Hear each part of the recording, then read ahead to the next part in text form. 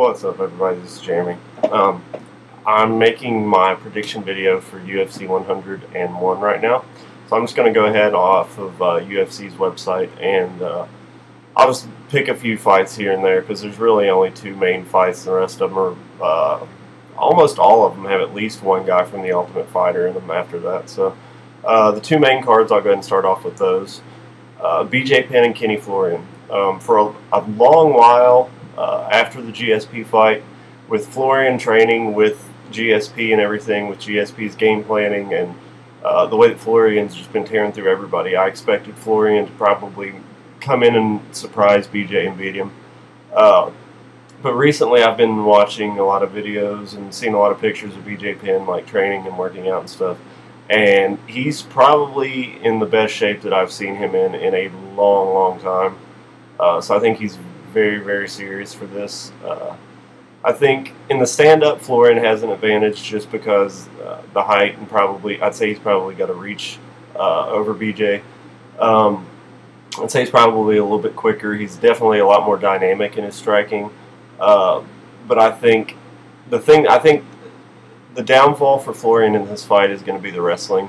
That's definitely his weakest point, because I mean, he's got some pretty good jiu-jitsu. Usually he has the better jiu-jitsu in the fights that he's in, but with BJ Penn, that just usually doesn't happen. So jiu-jitsu, I definitely got to go with BJ Penn.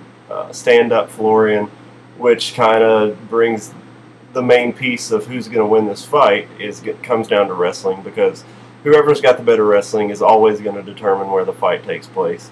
And I think BJ has the better wrestling. I do think that Florian, other than probably Gray Maynard, has the best chance to beat BJ Penn. I know Gray Maynard's a guy that a lot of people think, oh, he's just a wrestler, but he's definitely got heavy hands, and his stand-up is definitely starting to look better and better every fight.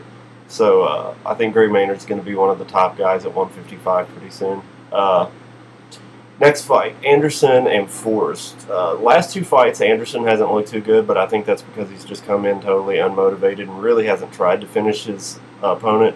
Which a lot of that, I think, was kind of like his way of saying, you know, fuck you to the UFC for not giving him somebody better, because he's always said he wants to fight the top guys so he can, like, cement his legacy and all this. And, you know, Talis Leadus and Patrick Cote's just not going to do that.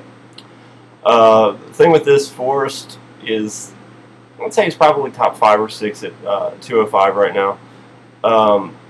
And with his fighting style, Anderson's definitely not going to win this fight the way that he did the last two. He's going to be pushed.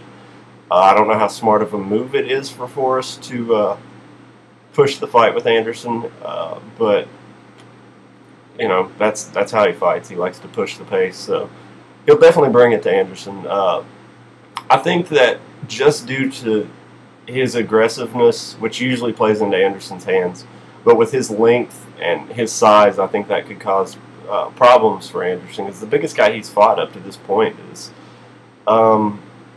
probably Franklin. I'd say Franklin's a little bit bigger than Henderson, but I think Forrest is quite a bit bigger than either one of them. So I think the size might be a little bit of a problem for Anderson, and because of that, I wouldn't be surprised too much to see him lose this fight, but I'm definitely leaning more towards Anderson to win this. Amir Sadallah, he's finally having his, I think this is his first fight in the UFC since the Ultimate Fighter. He's been out so long, it's really hard to predict that fight. Kendall Grove and Ricardo Almeida, I always forgot how to say his name. I think I got to go with Ricardo on this, just because I know his jiu-jitsu is probably way better than Kendall Grove's, even though I know Kendall Grove is trained with a lot of team punishment guys. And I think he trains with BJ a little bit too, because with both of them being from Hawaii. I think I've heard a lot about him training with BJ. I'm not sure, but yeah, I'm definitely going to go with Ricardo on this one over Kendall Grove. Josh Neer and Kurt Pellegrino, based off of height and reach alone, I think I'll go with Josh Neer on this one. And from here down, for the most part, it's just guys that, well, I got two more, I guess. Tandem McCrory and John Howard. Tandem McCrory has a huge reach advantage in this. It's 5'7" compared to 6'4". So striking, I would say just on reach, he's going to have the advantage. I've not really seen too much of his striking. But jiu-jitsu, Tandem McCrory is actually really good. And his length usually helps him as far as throwing up crazy, triangles and chokes and stuff like that from the bottom.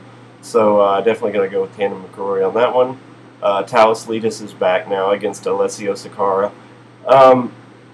Definitely, I would say Sakara as far as stand-up, but ground game, definitely Talis. So I'll go with Talis by submission, probably first, second round in that one. I'd lean probably first. Matt Riddle and Dan Kramer, it's been so long since I've seen either one of those. Who knows how much they've developed, so I'm not going to go anything on that. But anyway, there aren't really too many big name fights for UFC 101, but the two main events alone, to me, make it worth buying. And, you got some up-and-comers that are, especially like Tandem McCrory. I think that dude's going to be pretty good as time goes on. Talis, he's definitely one of the top guys probably in his weight class, but he's just nowhere near the Anderson level, so it's kind of unfair to put him up against him. But, really, who else does Anderson have to beat up? So, I mean, there's some interesting fights on here. Definitely some up-and-comers. And two pretty good main events, co-main events.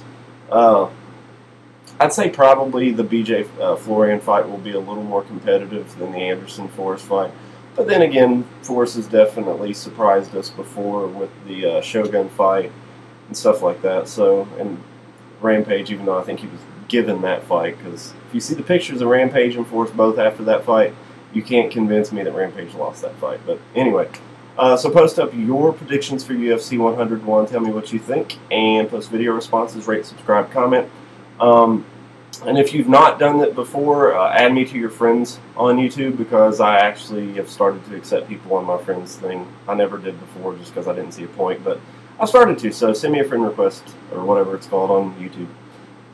Thanks, and I will be back with UFC 102 soon, and I'll probably be throwing in some random UFC stuff on my new channel. There's a video, probably 3 or 4 videos back on my new channel, so check that out. Thanks.